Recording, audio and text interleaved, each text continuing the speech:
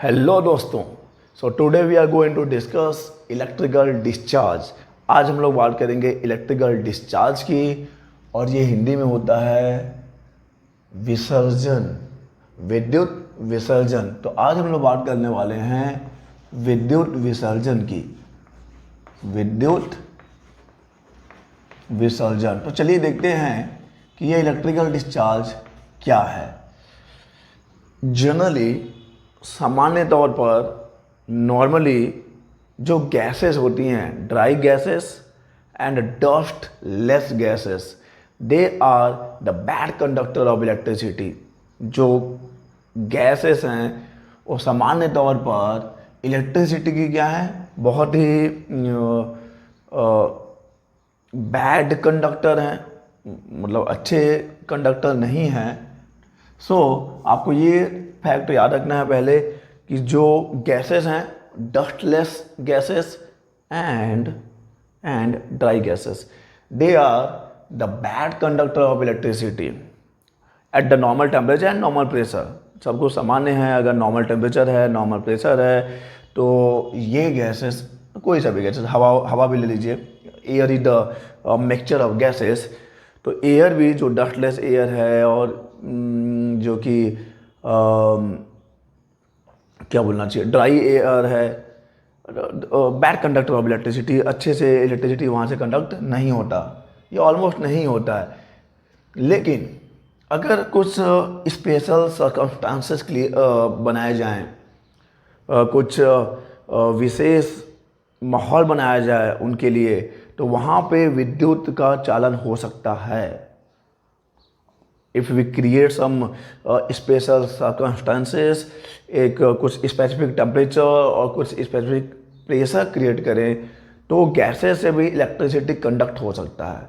And the conduction of the electricity through the gases is known as electrical discharge. और electrical conduction, अगर gas से होकर electricity pass हो रही है, गैस से होकर इलेक्ट्रिसिटी कंडक्ट हो गई, तो इसी प्रोसेस को या इसी फिनोमिनन को आप बोलोगे इलेक्ट्रिकल डिस्चार्ज। ओके, क्लियर है क्या है electrical discharge? If the electricity flows through a gas, if electricity flows through a gas, then we say it is electrical discharge.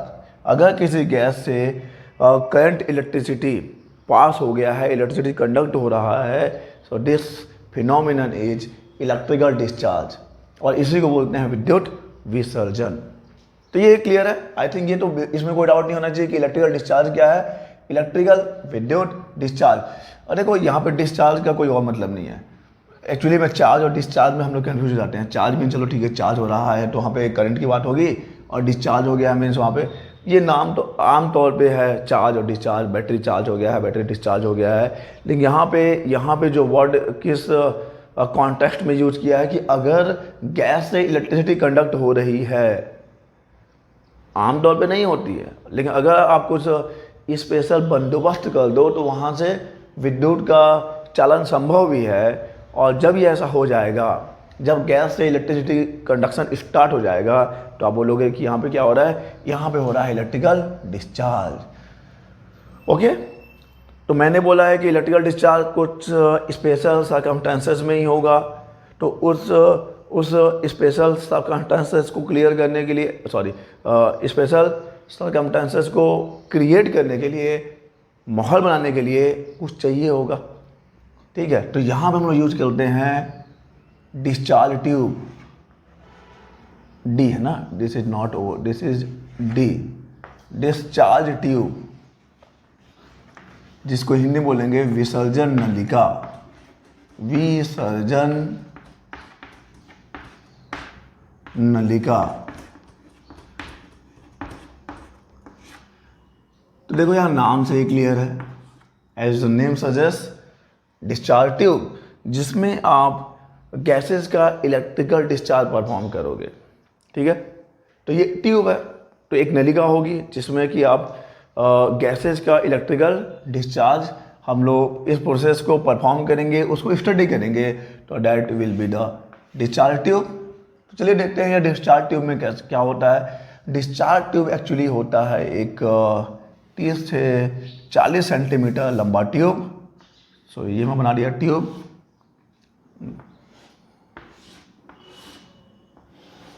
Okay, ये हो गया length.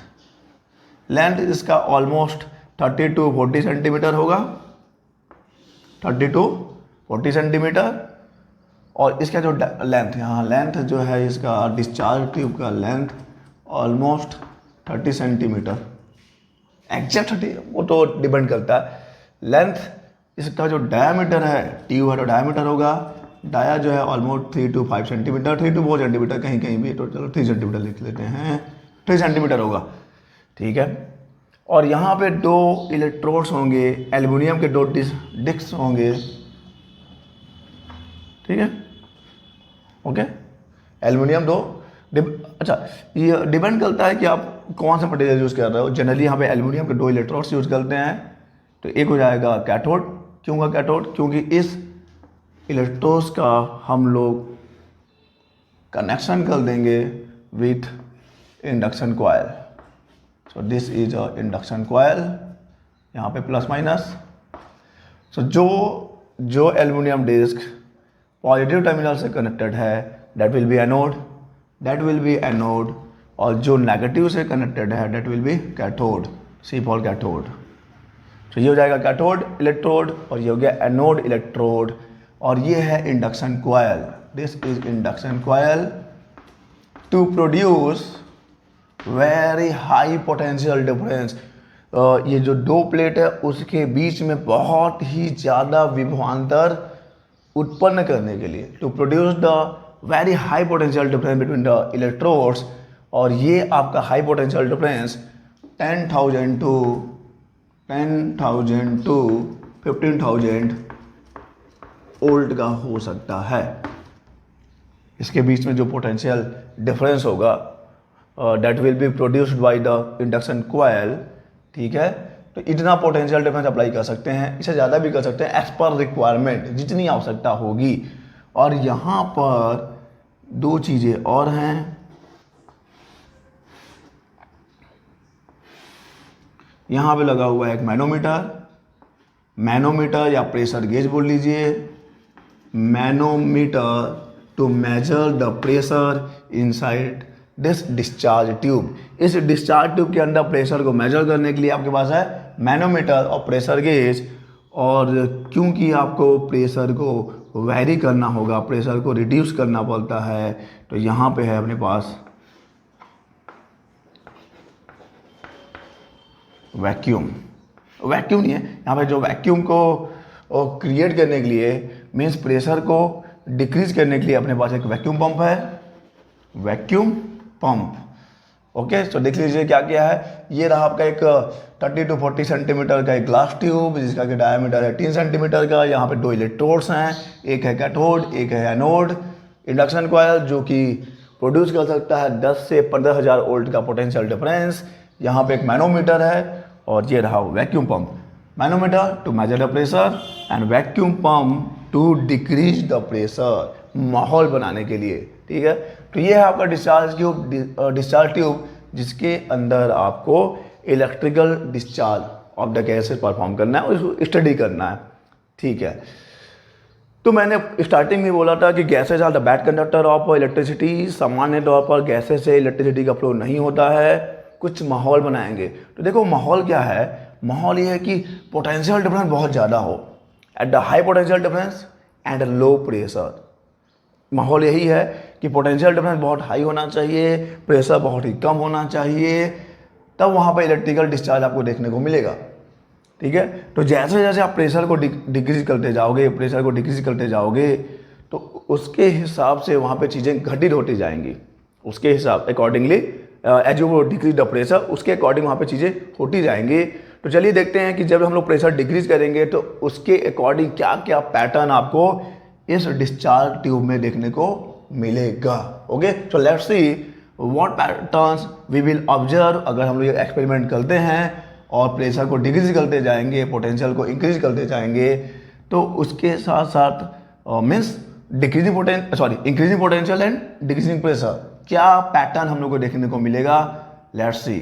So pattern in discharge tube, patterns of the discharge tube, जैसे जैसे आप pressure decrease करते जाओगे discharge tube के अंदर आपको कुछ अलग अलग तरह के पैटर्न्स देखेंगे। तो चलिए देखते हैं।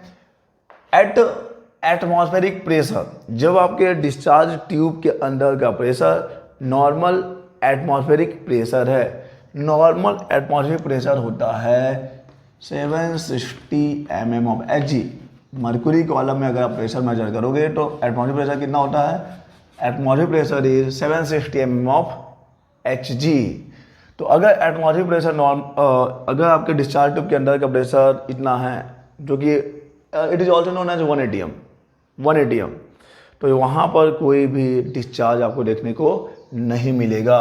Eight atmospheric pressure there is no discharge in the discharge tube. चलिए प्रेशर को और डिक्रीज करते हैं। At a pressure above 10 mm of Hg, pressure को डिक्रीज किया है और कहाँ तक लेके आ गए हैं? कहाँ तक नहीं, थोड़ा 10 mm के ऊपर ही रहेगा। 10 mm को आपने टच नहीं किया है, 10 mm से ऊपर तक भी अगर आप प्रेशर को डिक्रीज करके 20, 25 mm, 15 mm ऑफ Hg ले आए हो, फिर भी वहाँ पे आपको कोई डिस्चार्ज देखने को नहीं मिलता है। लेकिन बात करते हैं at a pressure of 10 mm of Hg, जब आप प्रेशर को डिक्रीज करके 10 mm ऑफ Hg कर दोगे तो आपको कैथोड और एनोड के बीच में ऐसे स्ट्रिंग के शेप में, मूवी देखा होगा ना, जब कोई स्पिरिचुअल पावर दिखाते हैं तो आवाज़ आती है, तो ये यहाँ पे कुछ ऐसे स्ट्रिंग्स टाइप के कुछ आपको लाइट स्ट्रिंग देखने को मिलेंगी विथ क्रैकिंग साउंड। ओके, मतलब अब ये किया नहीं है एक्सपेरिमेंट, इसलिए साउंड को ऑब्जर्व नहीं किया, तो विथ क्रैकिंग साउंड ऐसे आपको लाइट के शेप में, लाइट के स्ट्रिंग के शेप में वहाँ पे आपको देखने को मिलेगा, जो कि बता रहा है कि गैसेस के थ्रू क्या हो रहा है? इलेक्ट्रिसिटी कंडक्ट हो रहा है। तो यहाँ से इलेक्ट्रिकल डिस्चार्ज स्टार्ट हो गया है eight a pressure of 10 mm of Hg। Eight a pressure of 10 mm of Hg आपको कैथोड और एनोड के बीच में क्या देखने को मिलेगा? स्ट्रिंग टाइप में आपको लाइट स्ट्रिंग देखने को मिलेंगी। चलिए प्रेशर को और डिक्रीज करते हैं। जब प्रेशर को आप डिक्रीज करके ले आओगे eight a pressure of 4 mm of Hg, जब आपने प्रेशर को डिक्रीज किया है कहाँ तक? 4 mm ऑफ Hg तक, तो कैथोड और एनोड के बीच पूरा अंधेरा छा जाता है। जो भी यहाँ पे लाइट का स्ट्रिंग था दैट विल बी डिसअपियर, और इस केस में इस स्टेट को बोलते हैं, जो यहाँ पे एक डार्क रीजन है, दैट इज डार्क डिस्चार्ज।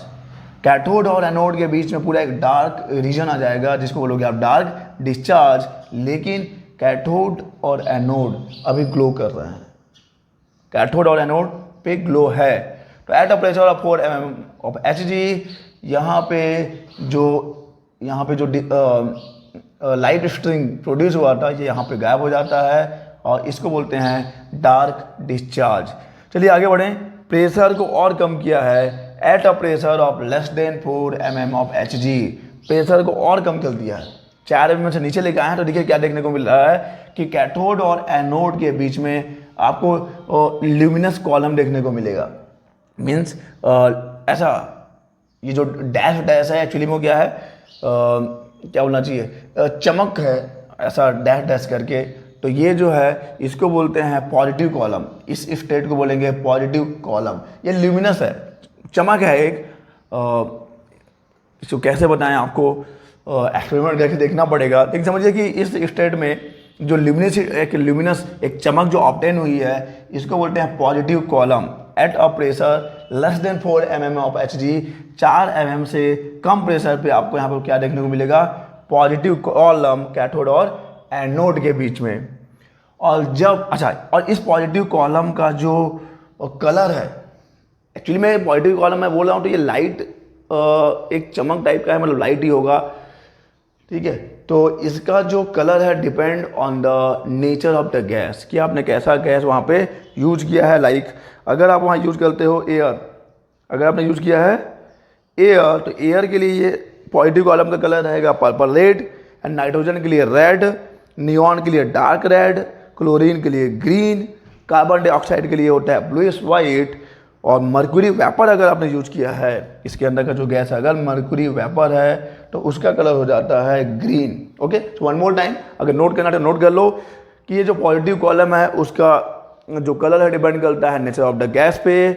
अगर एयर है तो पर्पल रेड होगा, नाइट्रोजन है तो रेड होगा, और नियॉन है तो डार्क रेड होगा, क्लोरीन के लिए ग्रीन, कार्बन डाइऑक्साइड के लिए bluish white, and mercury vapour के लिए ग्रीन, पॉजिटिव कॉलम का कलर। चलिए प्रेशर को और डिक्रीज करिए, प्रेशर को और डिक्रीज करिए, और हमने प्रेशर को हम ले आए हैं 1.65 mm ऑफ Hg पे। यहाँ देखने को क्या मिलेगा कि जो पॉजिटिव कॉलम है that will detach from the cathode. ये जो पॉजिटिव कॉलम था डिटैच हो जाता है, उससे अलग हो जाता है, उससे पृथक हो जाता है। चलिए ये हो गया पृथक। तो इस केस में पॉजिटिव कॉलम तो इस कैथोड से अलग हो गया है, डिटैच हो गया है, लेकिन यहाँ पर कैथोड पे एक चमक देखने को मिलेगी और इस चमक को बोलते हैं नेगेटिव ग्लो। ठीक है, नेगेटिव ग्लो, दैट इज यहाँ पे जो चमक है इसको बोलते हैं नेगेटिव ग्लो। और इस नेगेटिव ग्लो या इस कैथोड और इस पॉजिटिव कॉलम के बीच का जो एक डार्क रीजन है, डार्क जगह है, इसको बोला जाता है Faraday dark space. Faraday dark space, ठीक है। तो यहाँ वाला जो रीजन है पॉजिटिव कॉलम और इस नेगेटिव ग्लो के बीच में एक जो अंधकार समा गया है that is Faraday dark space. ये पॉजिटिव कॉलम अभी वही है। प्रेशर को और डिक्रीज करेंगे, प्रेशर को डिक्रीज करके ले जाएंगे 0.8 mm ऑफ Hg तक, 0.8 mm ऑफ Hg तक। तो यहाँ पे देखो दो तीन चीजें देखने को मिलेंगी। पहला तो ये जो पॉजिटिव कॉलम है दैट विल बी शॉर्टन, और छोटा हो गया, देखिए इसके कंपेयर में और छोटा हो गया है। पहला चीज तो ये देखने को मिलेगा कि positive column will be shorten, और छोटा हो गया है। और यहाँ पे जो नेगेटिव कॉलम प्रोड्यूस हुआ था that will be detach and move some step forward. यहाँ पे जो नेगेटिव कॉलम प्रोड्यूस हुआ था वो इस कैथोड से अलग होकर आगे बढ़ गया है, ये रहा नेगेटिव कॉलम। और यहाँ पे अब सेकेंड अभी भी कैथोड जो ग्लो कर रहा है, इस केस में जब कैथोड ग्लो करेगा तो इसको बोला जाता है cathode glow. Cathode glow, this is negative glow. और देखो ये जो रीजन है, ये रीजन है Faraday dark space. Negative glow और पॉजिटिव कॉलम के बीच का जो रीजन है वो तो है फैराडे डार्क स्पेस। लेकिन अब जो यहाँ पर नेगेटिव ग्लो और कैथोड ग्लो के बीच का जो रीजन डार्क रीजन है, इसको बोला जाता है crooks dark space. Crooks dark space, okay. ये जो रीजन है that is crooks dark space. चलिए प्रेशर को और कम करते हैं और देखते हैं क्या क्या होता है। जब प्रेशर को डिक्रीज करके हम लोग आ जाएंगे 0.37 mm ऑफ Hg। प्रेशर को डिक्रीज करते करते करते हम लोग आ पहुँचे हैं 0.37 mm ऑफ Hg पर। तो देखिए यहाँ पे क्या होगा, यहाँ पे ये जो इससे पहले जो पॉजिटिव कॉलम थे they will be splitted, means उनका विखंडन हो जाएगा। देखिए यहाँ पे जो पॉजिटिव कॉलम्स हैं वो स्ट्रिप्स के फॉर्म में डिवाइड हो गए हैं। और इस इल्यूमिनेटेड स्ट्रिप्स को, ये पॉजिटिव कॉलम ही है, ये भी पॉजिटिव कॉलम का ही पार्ट है, लेकिन अब ये स्प्लिट हो गया है, मीन्स क्या बोलना चाहिए, बंटवारा हो गया टाइप का, क्या कुछ स्प्लिट हो गया उनका पॉजिटिव कॉलम्स का, जिसको हम लोग बोलते हैं इल्यूमिनेटेड स्ट्रिप्स। और इसको नाम दिया गया है स्ट्रेशंस का। स्ट्रेशंस पॉजिटिव कॉलम का at the pressure of 0.37 mm of Hg, positive column जो है डिवाइड हो जाता है छोटे छोटे स्ट्रिप्स के फॉर्म में, इसको बोलते हैं स्ट्रेशंस। स्ट्रेशंस। और देखिए तो इस प्रेशर पे और क्या हो रहा है कि ये तो इसे बंटवारा हो गया है और फैराडे डार्क स्पेस वहीं पे है। ये क्या होगा, that will B negative glow, that is cathode glow. Negative glow, cathode glow. तो ये इस प्रेशर पे आगे बढ़ रहे हैं, थोड़ा सा आगे बढ़ेंगे, ठीक है। तो इस रीजन को तो आपको डार्क स्पेस ही बोलोगे, द स्पेस और the region between cathode glow and negative glow. Cathode glow और नेगेटिव ग्लो के बीच का जो रीजन है वो तो आपका क्रूक्स डार्क स्पेस है, और है तो ये पॉजिटिव कॉलम का ही पार्ट, डिवाइड हो गया है जिसको आपने नया नाम दे दिया है, लेकिन इस रीजन को भी आप क्या बोल रहे हैं, फैराडे डार्क स्पेस बोल रहे हैं। प्रेशर को और डिक्रीज कर रहे हैं, प्रेशर को और डिक्रीज कर रहे हैं, और हम लोग आ पहुँचे हैं 0.1 mm ऑफ Hg पर। प्रेशर को डिक्रीज करते करते हम लोग आ पहुँचे हैं 0.01 mm ऑफ Hg पे। तो यहाँ पे आप देखोगे कि कैथोड और एनोड के बीच में पूरा रीजन जो है क्रुक्स डार्क स्पेस से फिल्ड हो गया है। मीन्स ये जो भी नेगेटिव ग्लो था और यहाँ पर कैथोड ग्लो था, फैराडे डार्क स्पेस, ये सब दे आर ऑल डिसअपियर और कैथोड और एनोड के बीच का पूरा रीजन एक डार्क, एक अंधकार छा गया है और ये है क्रुक्स डार्क स्पेस। ये तो है क्रुक्स डार्क स्पेस ही। लेकिन आपको देखने को मिलता है कि एनोड के पास एक चमक, एनोड के पास जो, एनोड पे नहीं, एनोड के पास जो ग्लास है वहाँ पे कुछ चमक देखने को मिल रही है। ये क्यों हो रहा है? एक्चुअली में कैथोड से कुछ इनविजिबल रेस निकलती हैं और जब ये इनविजिबल रेस इस ग्लास से टकराएंगी तो they will produce the fluorescence. Okay, जब अभी आपको पता नहीं है कि क्या है ये, लेकिन यहाँ से कुछ रे निकल रहा होगा, that rays incident on that glass, that part of the glass and produces fluorescence, जिससे कि वहाँ पे चमक आया है। और बाद में यहाँ से जो इनविजिबल रे है उसी को नाम दिया है कैथोड रेस, जो अपना नेक्स्ट टॉपिक है। कैथोड रेस पढ़ेंगे नेक्स्ट टॉपिक, कैथोड रेस। चलिए, अब आप प्रेशर को और डिक्रीज करके ले गए हो 10⁻⁻⁴ mm ऑफ Hg पे। यहाँ पे आपको जो इलेक्ट्रिकल डिस्चार्ज है दैट विल बी स्टॉप। तो यहाँ पे आपको अब कुछ देखने को नहीं मिलेगा इस प्रेशर पर। सॉरी, फ्रेम से हट गया था क्या? ओके, 10⁻⁴ mm ऑफ Hg पर आपका electrical discharge will stop. Electrical discharge का प्रोसेस खत्म हो जाएगा, स्टॉप हो जाएगा। ठीक है, तो याद रखिए कि किस प्रेशर पे। अच्छा, यहाँ पे जो फ्लोरोसेंस, ये जो चमक हुआ है उसका कलर डिपेंड करता है ग्लास के मटेरियल पर। अगर मान लो कि लेड ग्लास यूज किया है, लेड ग्लास, तो वहाँ पर उसका कलर होता है, ये जो फ्लोरोसेंस है ब्लूइश कलर का होगा। अगर सोडा ग्लास यूज किया है, ग्लास के वेरियस टाइप्स हैं, लेड ग्लास के लिए चमक कैसी होगी? ब्लूइश होगी, और सोडा ग्लास के लिए कलर ग्रीनिश होती है। ओके, ग्रीनिश होगी, ग्रीनिश फॉर सोडा ग्लास। और 10⁻⁴ mm ऑफ Hg पे तो आपका डिस्चार्ज रुक गया है। तो चलिए अब देख लेते हैं ये कैथोड रेस। और next topic is cathode rays.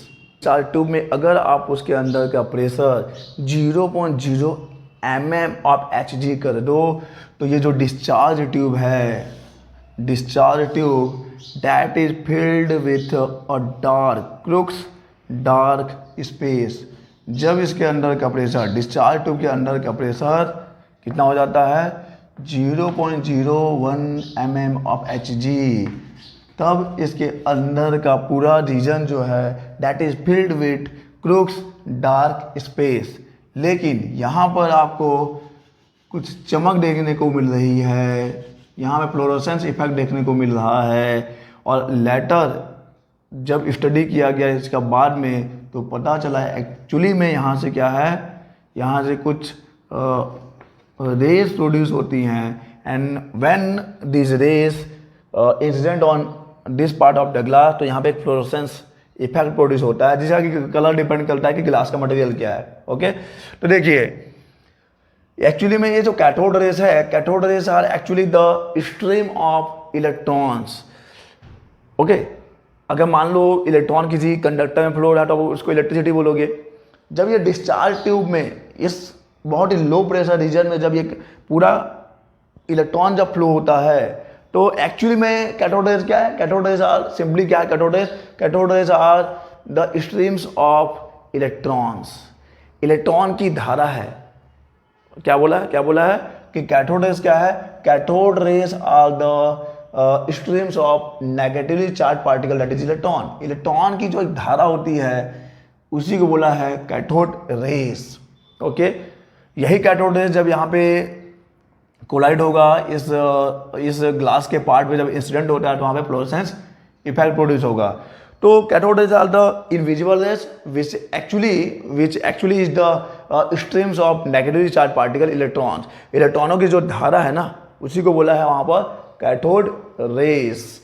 अब देखिए इसका प्रोडक्शन कैसा होता है? प्रोडक्शन कैसे कब प्रोड्यूस होगा? ये जब आप इलेक्ट्रिकल डिस्चार्ज करोगे इस वाले प्रेशर पे 0.0 mm ऑफ Hg पर, और इसके कैथोड और एनोड के बीच का अगर आपने पोटेंशियल डिफरेंस 15,000 वोल्ट तक कर दिया है। तब ये रीजन पूरे डार्क स्पेस से फिल्ड हो जा रहा है, लेकिन यहाँ का रीजन जो है ग्लो हो रहा है due to the fluorescence effect. तो इस रीजन में यहाँ पर जो प्रोड्यूस होता है इनविजिबल रेज जो प्रोड्यूस होगा, इसी को बोलते हैं कैथोड रेज। तो चलिए देखते हैं प्रॉपर्टीज क्या है, कैथोड रेज का प्रॉपर्टीज क्या है। पहली बात तो ये कि cathode rays always travel in a straight path, travels in a straight path.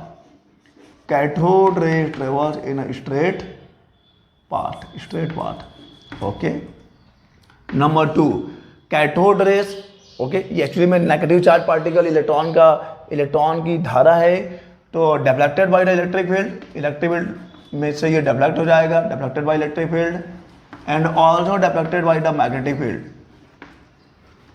Okay, so ये इलेक्ट्रिक फील्ड और मैग्नेटिक फील्ड से डिफ्लेक्ट हो जाएगा। जब चलो जैसे कि ये जा रहा था, ये इनविजिबल ऐसा दिख नहीं रहा है, इसके बाद आपको इफेक्ट देखने को मिल रहा है, ये जा रहा होगा मान लीजिए। जब यहाँ पे एक मैग्नेटिक फील्ड अप्लाई करोगे तो ये डिफ्लेक्ट हो जाएगा, अगर आप इलेक्ट्रिक फील्ड अप्लाई करोगे तो ये डिफ्लेक्ट हो जाएगा। यानी कि ये इलेक्ट्रिक फील्ड और मैग्नेटिक फील्ड से क्या होते हैं, डिफ्लेक्ट होते हैं। नंबर 3, ओके, नंबर 3 क्या है, देखिए क्या है कि मान लो कि ये मेरा डिस्चार्ज ट्यूब रहा, ये रहा मेरा डिस्चार्ज ट्यूब, इसके अंदर जो है कैथोड रेज प्रोड्यूस हुआ होगा। अगर आप यहाँ पे एक स्मॉल पैडल व्हील रख दो, स्मॉल पैडल व्हील, ओके, तो आप देखोगे कि इट स्टार्ट रोटेटिंग, मीन्स कि ये जो आपका कैथोड रे है it possess kinetic energy, cathode rays के बाद काइनेटिक एनर्जी भी होती है। और क्या बोल सकते हैं आप, कैथोड रेज प्रोड्यूसेस एक्सरे, जो अपना नेक्स्ट टॉपिक है, कैथोड रेज से ही हम लोग एक्सरे प्रोड्यूस करेंगे। And number 5, cathode rays ionises the gas, जब कैथोड रेज किसी गैसियस मीडियम से पास होता है तो उस गैसियस मीडियम क्या कर देगा, आयोनाइज कर सकता है। तो क्या क्या इंपॉर्टेंट है, स्ट्रेट पाथ में ट्रेवल करता है। अच्छा, और ये भी याद रखिए कि ये जो कैथोड रेज है हमेशा कैथोड के सरफेस के नॉर्मली प्रोड्यूस होता है, ऐसा नहीं जाएगा, नॉर्मली प्रोड्यूस होगा, ठीक है। ऐसा अगर मान लो कि कैथोड ऐसा है तो कैसा प्रोड्यूस होगा, उस केस में इसका नॉर्मल ऐसे होगा ना, नॉर्मली, तो आपको लगेगा कि इस पे कन्वर्ज हो रहा है, लेकिन उस सरफेस के कैथोड के ये नॉर्मली ही प्रोड्यूस होता है। स्ट्रेट पाथ में ट्रेवल करेगा, नॉर्मली प्रोड्यूस होता है, इलेक्ट्रिक फील्ड और मैग्नेटिक फील्ड से डिफ्लेक्ट होता है। और cathode rays possess kinetic energy, जब यहाँ पे एक पैडल भी रखोगे तो ये रोटेट होता हुआ लगेगा। कैथोड रेज से ही आप एक्सरे प्रोड्यूस करते हो, आयोनाइजेस द मीडियम, ओके, ये मीडियम को, गैसियस मीडियम को आयोनाइज कर सकता है। So these are the some basic और important properties of cathode rays. Cathode rays क्या है, cathode rays are the stream of negative charge particle electrons, और जो तब प्रोड्यूस होगा जब आपके इलेक्ट्रिकल डिस्चार्ज, जब डिस्चार्ज ट्यूब का प्रेशर इतना हो जाएगा और पोटेंशियल डिफरेंस ऑलमोस्ट 15,000 वोल्ट के आसपास हो जाएगा, ठीक है। अच्छा, कैथोड रेज का डिस्कवरर का नाम पूछ सकते हैं आपसे, विलियम क्रुक, जो डिस्कवर कर रहे थे विलियम क्रुक्स। भाई ये तो यही तो आपके कॉम्पिटिटिव एग्जाम के पॉइंट ऑफ व्यू से इंपॉर्टेंट है, विलियम क्रुक्स। तो ये थे कैथोड रेज के डिस्कवरर विलियम क्रुक्स। चलिए आगे बढ़ लेते हैं और आज का लास्ट टॉपिक देख लेते हैं, जो कि इलेक्ट्रिकल डिस्चार्ज का लास्ट टॉपिक भी है, एक्स रेज देखते हैं अब हम लोग। तो एक्स रेज, पहली बात तो ये X rays are electromagnetic waves. X ray क्या होते हैं, ये जो है ये इलेक्ट्रोमैग्नेटिक वेव है जिसका कि, अच्छा ये 16 होगा, जिसका कि फ्रीक्वेंसी होता है 3 × 10⁻16 हर्ट्ज टू 3 × 10⁻21 हर्ट्ज। तो फ्रीक्वेंसी याद रखिए, एक्सरे की फ्रीक्वेंसी होगी 3 × 10⁻16 हर्ट्ज टू 3 × 10⁻21 हर्ट्ज। और अगर वेवलेंथ की बात करें तो ये हो जाता है 10 nanometre to 10⁻⁻⁴ nanometre. This is the frequency of the X ray, और ये है wavelength range of X rays 10 nanometre to 10⁻⁻⁴ nanometre. Production कैसे होगा, अभी आपको बताया था कि जब आप कैथोड रेज की बम्बार्डिंग करोगे, okay, on a heavy metal, जब हम लोग कैथोड रेज मीन्स कहीं कहीं आपको लिखा हुआ मिलेगा when we bombarded electrons electrons, जब आप इलेक्ट्रॉन्स की बम्बार्डिंग करोगे, इलेक्ट्रॉन्स स्ट्रीम की बम्बार्डिंग करोगे, तो इलेक्ट्रॉन्स का स्ट्रीम क्या होता है? इलेक्ट्रॉन का स्ट्रीम तो कैथोड रे ही है।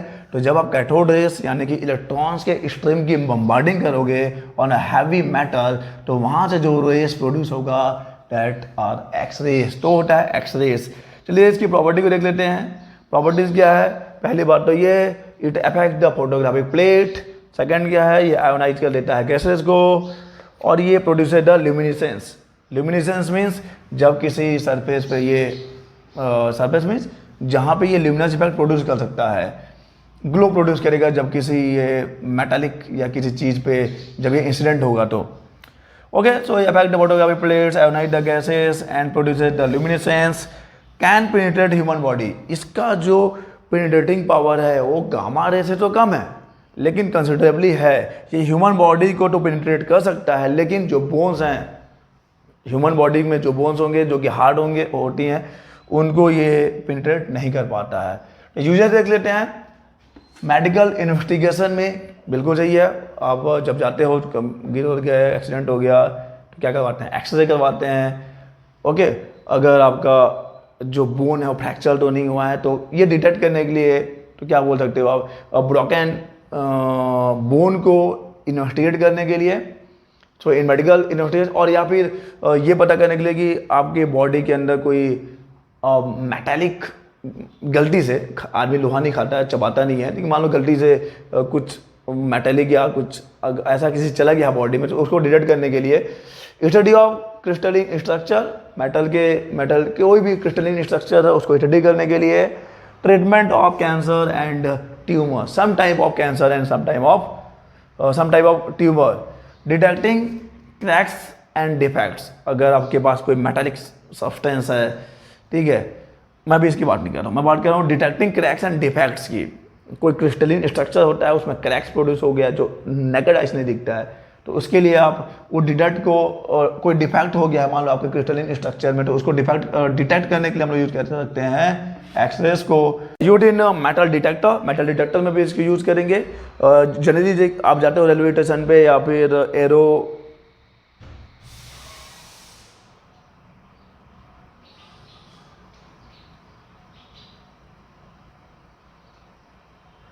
एयरपोर्ट्स पे, तो वहाँ पे आपके बैग जो है उसका चेकिंग होता है, तो वहाँ भी एक्सेस से आप क्या करते हैं, वहाँ पे देखते हैं कि आपके बैग के अंदर कोई प्रोहिबिटेड चीज़, कोई मेटालिक सब्सटेंस, ऐसा वैसा कोई चीज़ आप छुपा के जो नहीं ले जा रहे हो। तो दिस इज एक्सरे। ये हो गया फ्रीक्वेंसी, हो गया वेवलेंथ, ये हो गया प्रोडक्शन कैसे होगा जब आप कैथोड रेज की बम्बार्डिंग करोगे किसी भी मेटालिक्स हैवी मेटल पे। प्रॉपर्टीज, फोटोग्राफिक प्लेट को इफेक्ट करेगा, आयोनाइज करेगा गैस को, ल्यूमिनेसेंस प्रोड्यूस करेगा, पेनिट्रेट ह्यूमन बॉडी, लेकिन बोन्स को पेनिट्रेट नहीं कर सकता। मेडिकल इन्वेस्टिगेशन में यूज करेंगे, क्रिस्टलिन स्ट्रक्चर के डिटेक्शन में यूज करेंगे, treatment of cancer and tumour, detecting cracks and defects, used in metal detector. Okay, so that's it.